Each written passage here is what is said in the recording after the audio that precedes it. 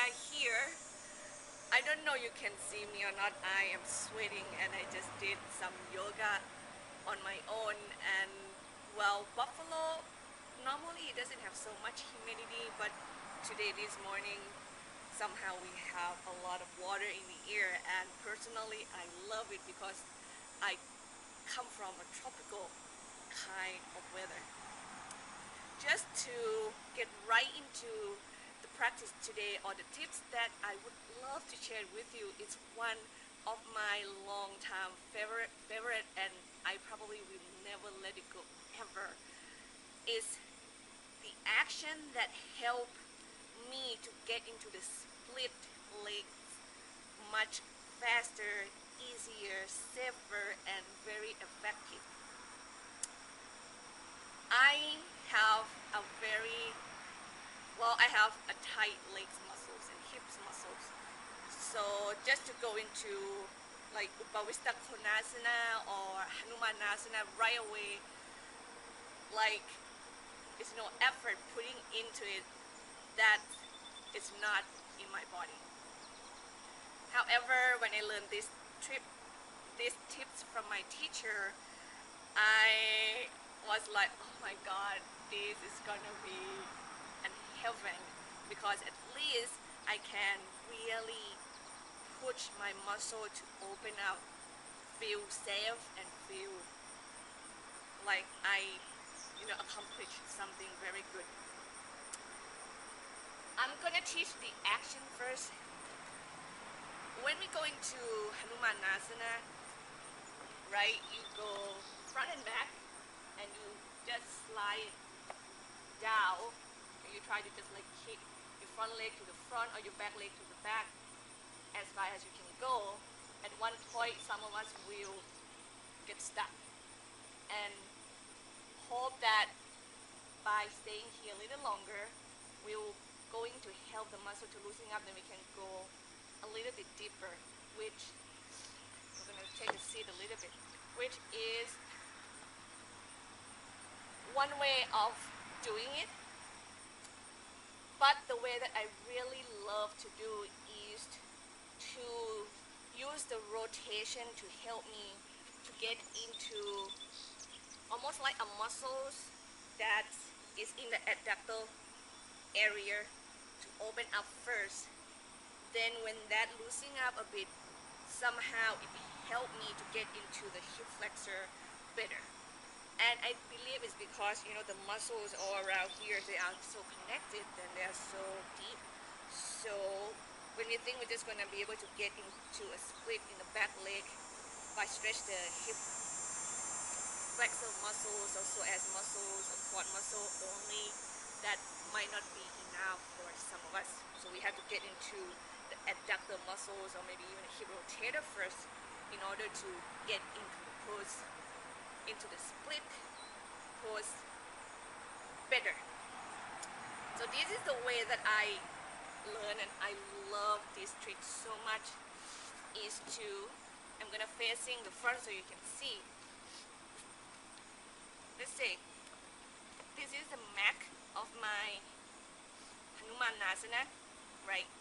Then what I am going to do is I'm going to drag my front heel and my back knee isometrically toward one another, so my legs muscles are engaged more. Then from there, I will use my exhale to rotate my inner thighs inward. Also push it back and feel that muscles are also pushing apart from one another. As you can see, I have to actually move my body away from that. And somewhat the hip is moving sideways, yeah, in order to get into the adductor muscle. So I expand and opening that muscle. So the muscle that I feel that I'm stretching right now is the adductor muscles. Then from there, I can actually do this right here 2 or 3 times. So like I'm going to show you slowly. Like I'm hugging, I rotate my inner thighs, both of them in, back, and apart. And then I just let go, and I repeat that again. Hug the front heel, back knee toward one another, and rotate the inner thighs in, back, and apart. And then let go. hug, rotate the inner thighs in, back and apart when I exhale. Then I stop. From there, I come back to the setup of Hanumanasana. Make sure that I square my hip, right, by dragging the front heel, back knee toward one another again, and then slide to see if I can go further from the action. Yeah. So let's say if I hit the maximum and I feel like I have a strength and the stretch is something I can tolerate, I can also repeat that action again where I am here. So since I'm quite low, I don't need to use block anymore. So I'm gonna tilt it in my body sideways away from my front leg. Right? So I hug the legs in. I even lift my back knee so I can rotate my thigh much easier. So I rotate it in, back and apart. And then let go. Hug it, get the legs muscle engaged, and rotate that inner thighs back and apart and feel really that opening in the adductor muscles, especially on the front leg, and then let it go. Then I come back to the Hanumanasana and see if I can slide or kick the back heel further back. That's good. That trick is always helpful. I want to stress one thing is that I am not just rotate the bone, I am actually engage the muscles and use the rotation to stretch the muscles. So if my legs muscle are passive, I will not get the feeling of the stretching at all, and then that will not help me to get into a deep Hanumanasana ever. So when you do it, make sure you get a sense of that. It might take some time to really understand this feeling. Of course, it's something, if it's something new to you, it's just like, what? Take a look at that, repeat the video again and again and see how your body can start to understand it, okay? Now I'm gonna face it this way and I'm going to actually stretch the sides that I'm tighter. So go straight forward. I love to tuck my back toes under first. Alright, that's it. So I hit it, so I tilted my body like away from that front leg, and I hug the legs in toward one another, and then I start to rotate when I exhale and stretch that underneath muscle and let go. Exhale, stretch, stretch, and let go. Then I square my hip back forward.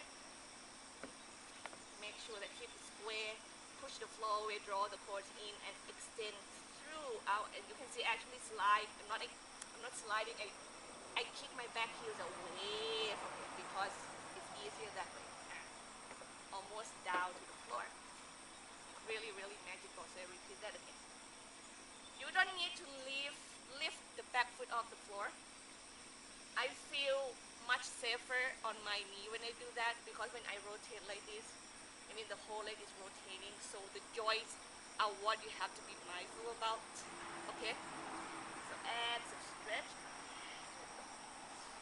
Hug the leg, exhale, stretch.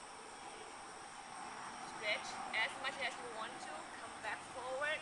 Drag the front heel back knee isometrically. Push the floor, draw your quads in. Now I'm going to kick my back heels back because that's easier. And I go toward the floor. Or maybe get the top of the foot down, draw the quads in, and see can I extend further to the back.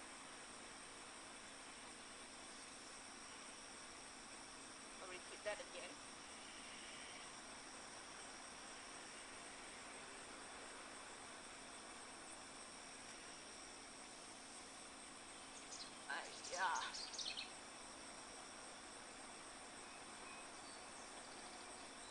When you go into Hanumanasana, please feel a really great extension from your core out through the bones of your legs, out all the way to the front of the back.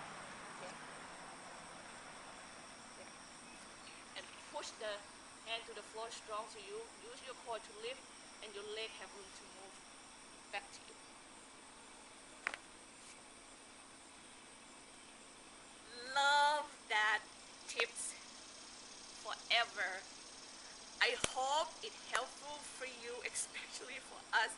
were so tight and torn in the legs muscles. I just know that I cannot just like down. It's never work. That action also very helpful and useful in Upavista Konasana, which you can do two legs at the same times. Maybe next tips I will continue this action and show you how to use them in Upavista Konasana, so you kind of have a continuing education. Wow, whatever. I'm gonna stop right there because I don't know what am I talking about, but just to let you see that the action is useful in a lot of poses. For today, I would love to say goodbye now. Namaste, Yogi.